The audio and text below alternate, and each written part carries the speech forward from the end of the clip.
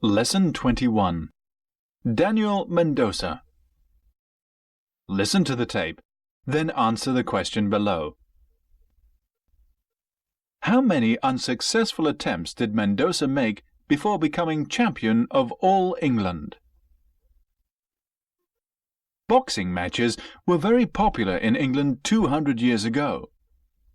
In those days, boxers fought with bare fists for prize money. Because of this, they were known as prize fighters.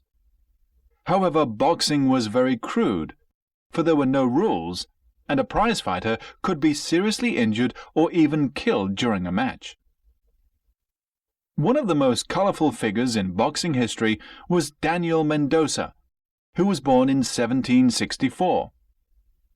The use of gloves was not introduced until 1860, when the Marquis of Queensberry drew up the first set of rules.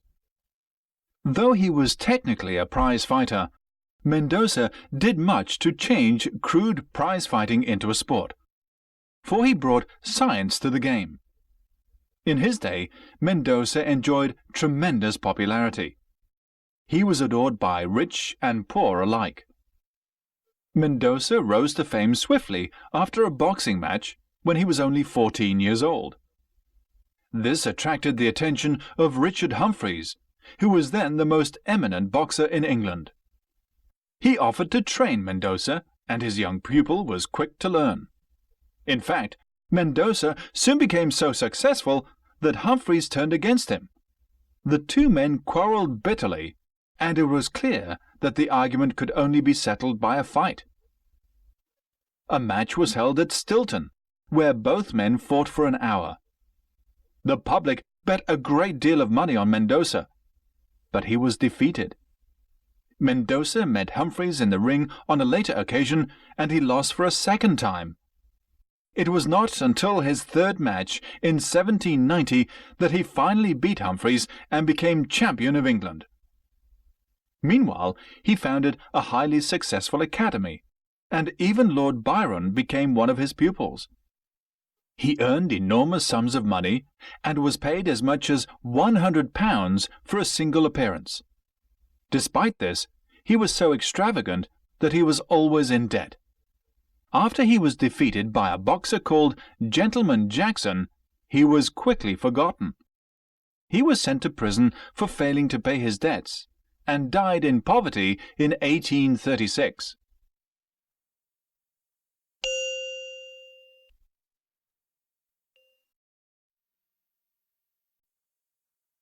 Lesson 22. By heart. Listen to the tape, then answer the question below. Which actor read the letter in the end? The aristocrat or the jailer? Some plays are so successful that they run for years on end. In many ways, this is unfortunate for the poor actors, who are required to go on repeating the same lines night after night. One would expect them to know their parts by heart, and never have cause to falter. Yet this is not always the case. A famous actor in a highly successful play was once cast in the role of an aristocrat who had been imprisoned in the Bastille for 20 years. In the last act, a jailer would always come on the stage with a letter, which he would hand to the prisoner. Even though the noble was expected to read the letter at each performance, he always insisted that it should be written out in full.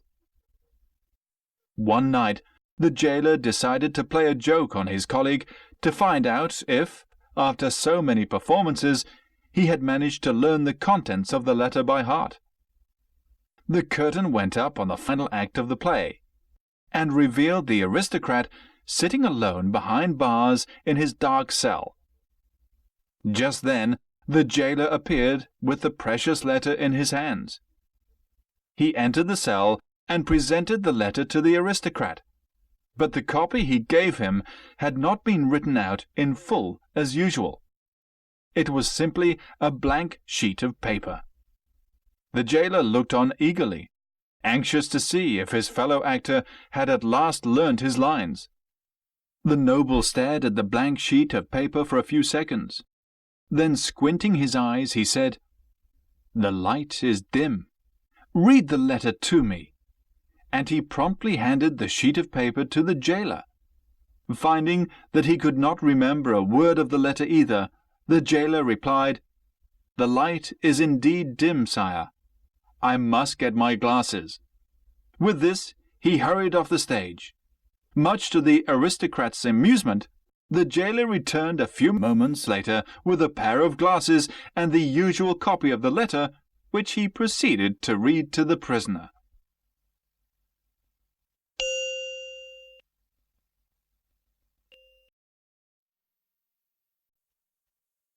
Lesson 23. One man's meat is another man's poison. Listen to the tape, then answer the question below. What was it about snails that made the writer collect them for his friend on that day in particular? People become quite illogical when they try to decide what can be eaten and what cannot be eaten. If you lived in the Mediterranean, for instance, you would consider octopus a great delicacy. You would not be able to understand why some people find it repulsive.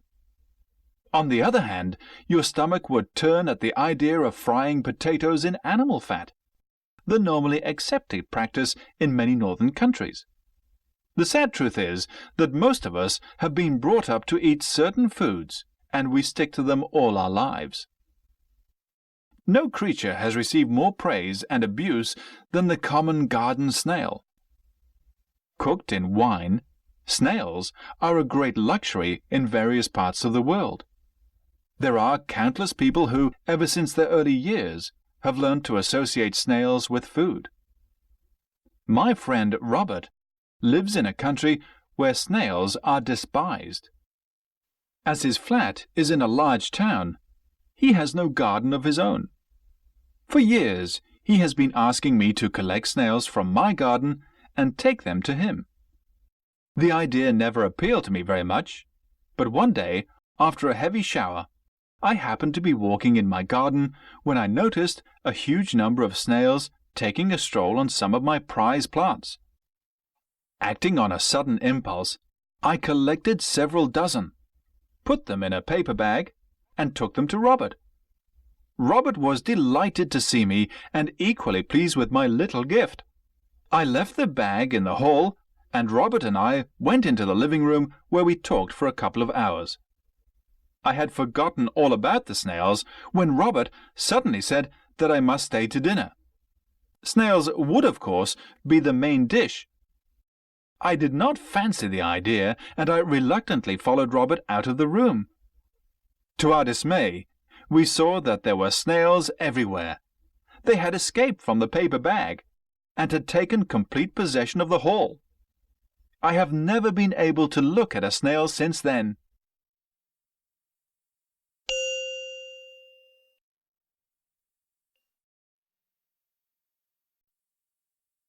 Lesson 24. A skeleton in the cupboard. Listen to the tape, then answer the question below. Who was Sebastian? We often read in novels how a seemingly respectable person or family has some terrible secret which has been concealed from strangers for years. The English language possesses a vivid saying to describe this sort of situation. The terrible secret is called a skeleton in the cupboard. At some dramatic moment in the story, the terrible secret becomes known, and a reputation is ruined. The reader's hair stands on end when he reads in the final pages of the novel that the heroine, a dear old lady who had always been so kind to everybody, had in her youth poisoned every one of her 5 husbands. It is all very well for such things to occur in fiction. To varying degrees, we all have secrets which we do not want even our closest friends to learn. But few of us have skeletons in the cupboard. The only person I know who has a skeleton in the cupboard is George Carlton, and he is very proud of the fact. George studied medicine in his youth.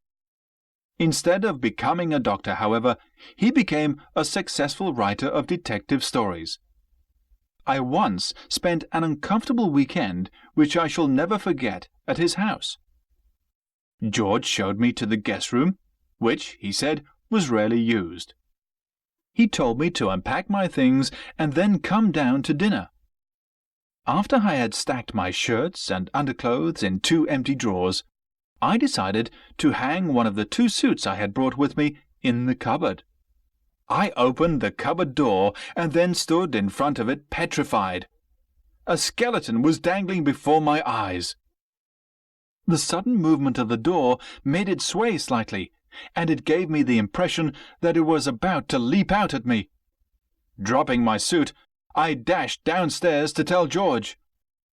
This was worse than a terrible secret. This was a real skeleton. But George was unsympathetic. "Oh, that," he said, with a smile, as if he were talking about an old friend. "That's Sebastian. You forget that I was a medical student once upon a time."